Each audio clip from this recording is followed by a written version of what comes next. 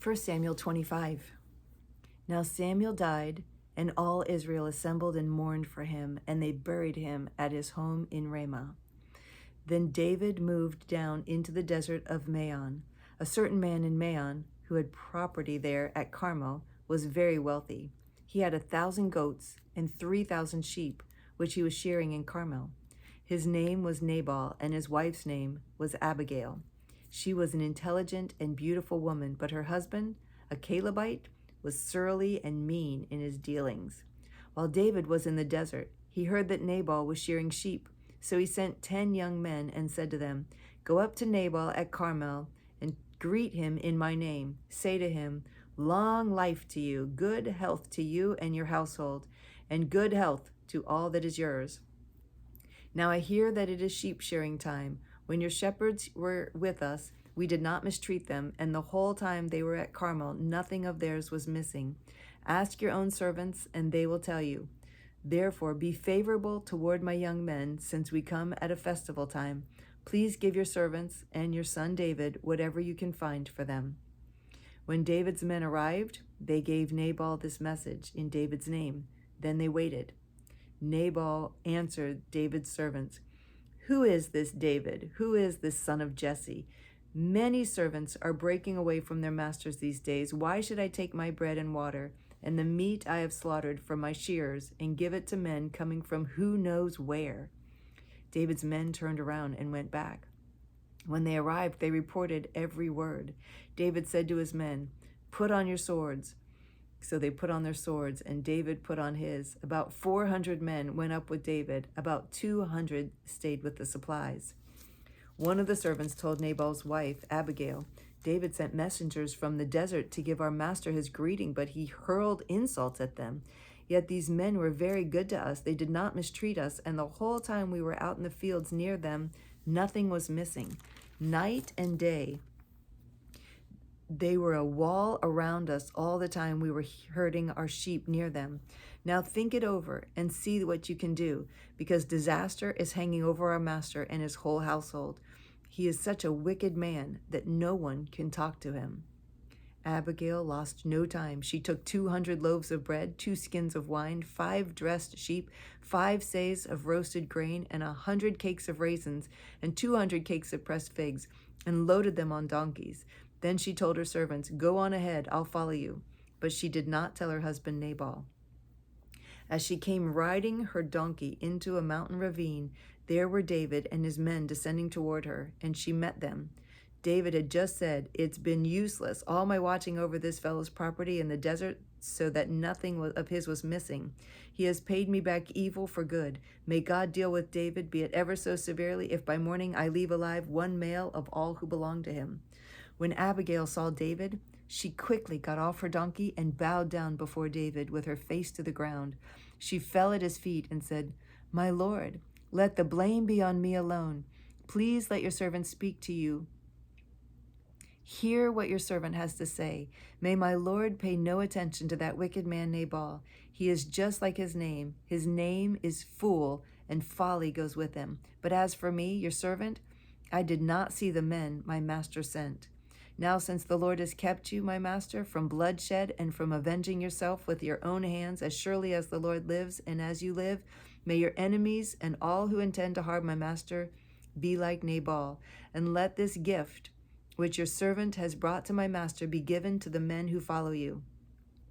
Please forgive your servant's offense, for the Lord will certainly make a lasting dynasty for my master, because he fights the Lord's battles. Let no wrongdoing be found in you as long as you live. Even though someone is pursuing you to take your life, the life of my master will be bound securely in the bundle of the living by the Lord your God. But the lives of your enemies he will hurl away as from the pocket of a sling. When the Lord has done for my master every good thing he promised concerning him, and has appointed him leader over Israel, my master will not have on his conscience the staggering burden of needless bloodshed or having avenged himself. And when the Lord has brought my master success, remember your servant." David said to Abigail, "Praise be to the Lord, the God of Israel, who has sent you today to meet me. May you be blessed for your good judgment and for keeping me from bloodshed this day and from avenging myself with my own hands. Otherwise, as surely as the Lord, the God of Israel lives, who has kept me from harming you, if you had not come quickly to meet me, not one male belonging to Nabal would have been left alive by daybreak." Then David accepted from her hand what she had brought with him and said, "Go home in peace. I have heard your words and granted your request." When Abigail went to Nabal, he was in the house holding a banquet like that of a king. He was in high spirits and very drunk, so she told him nothing until daybreak. Then in the morning, when Nabal was sober, his wife told him all these things, and his heart failed him, and he became like a stone. About 10 days later, the Lord struck Nabal, and he died. When David heard that Nabal was dead, he said, "Praise be to the Lord, who has upheld my cause against Nabal for treating me with contempt. He has kept his servant from doing wrong and has wronged Nabal's wrongdoing down on his own head." Then David sent word to Abigail, asking her to become his wife.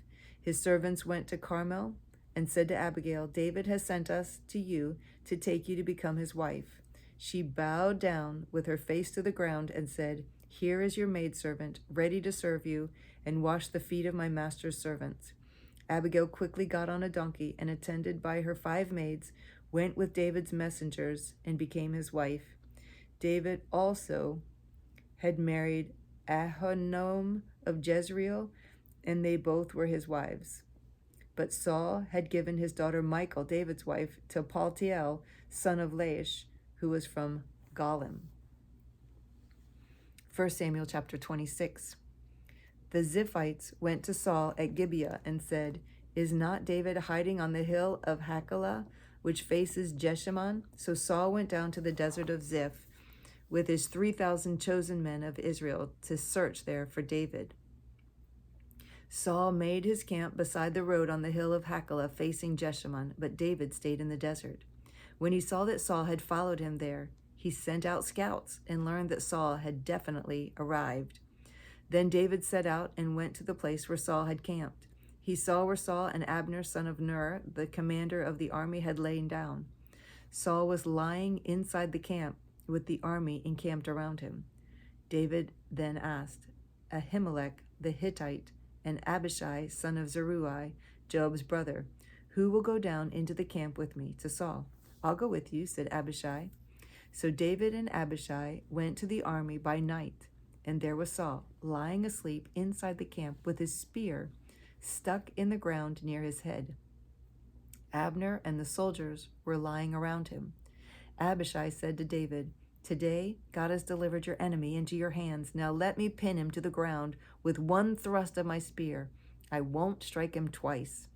But David said to Abishai, "Don't destroy him. Who can lay a hand on the Lord's anointed and be guiltless? As surely as the Lord lives," he said, "the Lord himself will strike him. Either his time will come and he will die, or he will go into battle and perish. But the Lord forbid that I should lay a hand on the Lord's anointed. Now get the spear and water jug that are near his head, and let's go."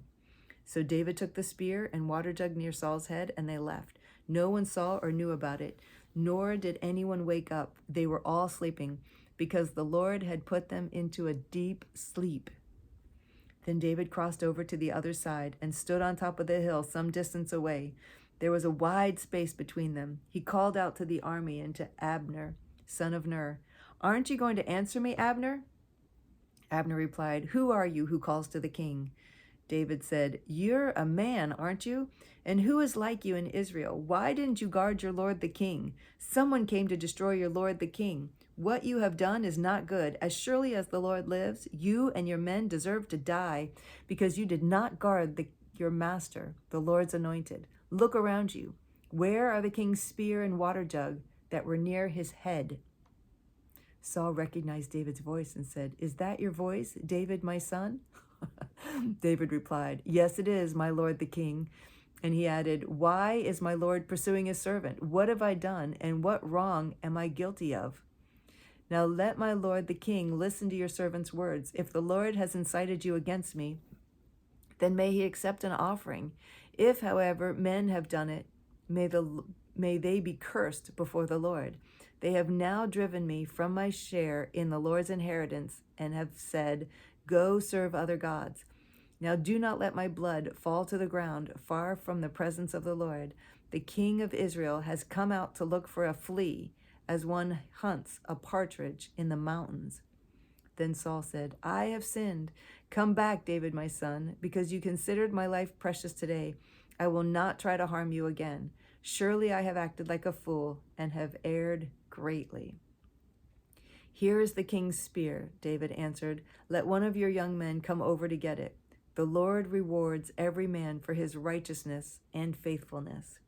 The Lord delivered you into my hands today, but I would not lay a hand on the Lord's anointed. As surely as I valued your life today, so may the Lord value my life and deliver me from all trouble."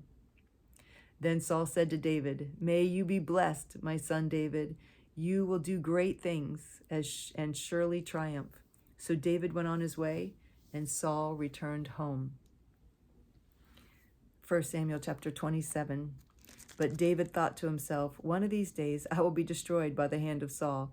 The best thing I can do is to escape to the land of the Philistines. Then Saul will give up searching for me anywhere in Israel, and I will slip out of his hand." So David and the 600 men with him left and went over to Achish, son of Maoch, king of Gath. David and his men settled in Gath with Achish. Each man had his family with him, and David had his 2 wives, Ahinoam of Jezreel and Abigail of Carmel, the widow of Nabal. When Saul was told that David had fled to Gath, he no longer searched for him. Then David said to Achish, "If I have found favor in your eyes, let a place be assigned to me in one of the country towns that I may live there. Why should your servant live in the royal city with you?" So on that day, Achish gave him Ziklag, and it belonged to the kings of Judah ever since. David lived in Philistine territory a year and 4 months. Now David and his men went up and raided the Geshurites, the Girzites, and the Amalekites. From ancient times, these people had lived in the land extending to Shur and Egypt. Whenever David attacked an area, he did not leave a man or woman alive, but took sheep and cattle, donkeys and camels and clothes, and then he returned to Achish. When Achish asked, "Where did you go raiding today?" David would say, "Against the Negev of Judah, or against the Negev of